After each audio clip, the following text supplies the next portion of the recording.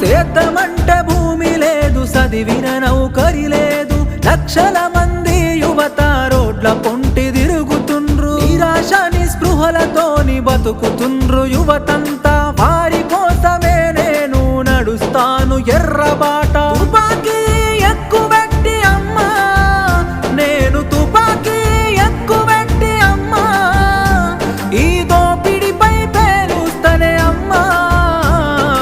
అమ్మా పొరుబాటలోనే నడుస్తనే పేదల కోసం, తిరిగి వస్తానని ఎదురు చూడకమ్మ నా కోసం. కలో గంజో దాగి మనం కాలమెల్లదీద్దాము, అందరి కోసం నీవు ఆరాట పడబోకు.